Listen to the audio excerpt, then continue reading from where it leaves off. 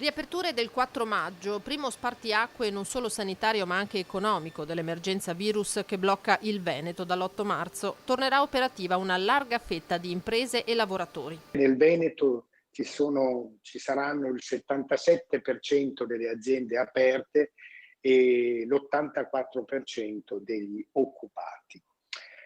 Però ieri c'è stato un grido di dolore, lo definirei così, nelle piazze del Veneto. Il grido di dolore di chi non ce la fa, di chi ancora il via libera a ripartire non ce l'ha. Ma nel decreto che il governo si appresta a varare ci sarà un nuovo sistema per stabilire i tempi delle nuove aperture. Ora si va perché la fase epidemiologica, pur con tante preoccupazioni, sembrerebbe disponibile a farci fare, e cioè si andrebbe a superare, si andrebbe ad articolare le disposizioni che oggi sono solo nazionali, differenziandole per regioni.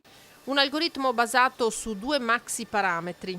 Di monitoraggio, uno, di capacità di accertamento diagnostico in quella regione, due, di indicatori di stabilità di trasmissione e di tenuta dei servizi sanitari in quella regione. Sarà premiato chi resterà entro valori di soglia, ma c'è anche il rischio contrario. Chi dovesse trovarsi nella malaugurata però situazione di vedere dei valori di allerta superati, più che aperture bisogna pensare a delle chiusure, che sarebbe un dramma invece dover avere. Una prima valutazione già alla fine della prossima settimana. Le date potranno essere anche anticipate se regione per regione questo algoritmo darà un tipo di risultato con un rischio e un impatto meno forte e meno elevato. Nuovo decreto che si appresta a distribuire altri 55 miliardi di euro. Il sottosegretario all'economia Baretta ha fatto il punto su indennità e cassa integrazione. Sono stati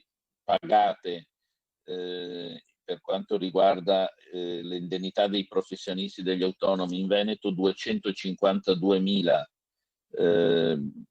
domande già erogate per un importo complessivo di 151 milioni, corrisponde grosso modo all'8% nazionale. In Veneto ci sono 118.000 lavoratori che sono stati messi in cassa integrazione da 36.000 aziende. È Treviso la provincia che con il 23% ha inoltrato più domande di cassa ordinaria. Venezia con la stessa percentuale per quella in deroga, segno della sofferenza del settore turistico. Un quadro che si conta di attenuare con la ripresa del lavoro. Quanto a chi è ancora fermo e rischia di essere anche sanzionato per le manifestazioni di piazza di questi giorni, così ha chiarito il sottosegretario all'interno Variati. Laddove le manifestazioni sono state fatte con